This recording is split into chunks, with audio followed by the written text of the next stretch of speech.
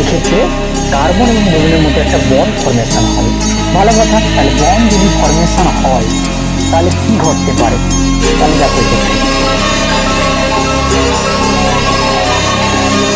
Organic chemistry, hello alkane এবং hello iron থেকে এখানে কি দেওয়া আছে একটি আমরা কি জানি কি যদি বেঞ্জিন নিচ অবস্থা থাকে তখন তাকে কি বলা হয়?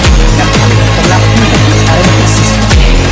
যাই হোক, তাহলে ক্ষেত্রে দুটো বেঞ্জিন নিয়ে রিং পরস্পর কি অ্যামাইড বন্ড দ্বারা কানেক্ট অবস্থায় আছে এবং প্রতিটি বেঞ্জিন নিয়ে অর্থ পজিশনে অর্থাৎ গ্রুপের সাপেক্ষে অর্থ পজিশনে একটা মিথাইল গ্রুপ আছে।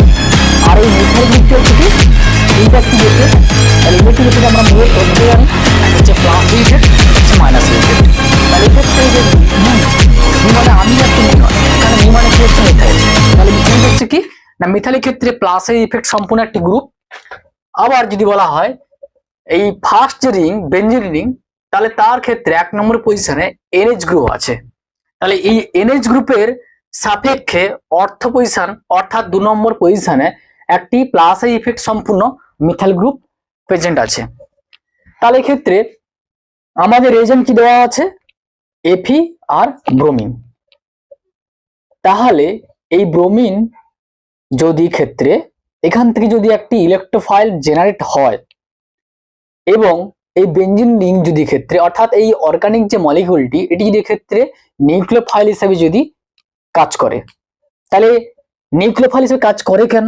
তার কারণ হচ্ছে কি এক্ষেত্রে পাই ইলেকট্রন ক্লাউড আছে এবং এক্ষেত্রে আমরা বলতে পারি যেহেতু নর্মালি বলতে পারি যে পাই ইলেকট্রন কি একটা যে নিউক্লিওফাইল, তাহলে ব্রোমিন কি হবে না ইলেকট্রোফাইল।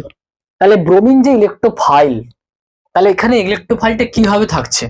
তাহলে ক্ষেত্রে ব্রোমিন থেকে আমরা কি পাবো না ব্রোমিন থেকে Br প্লাস আয়ন পাবো।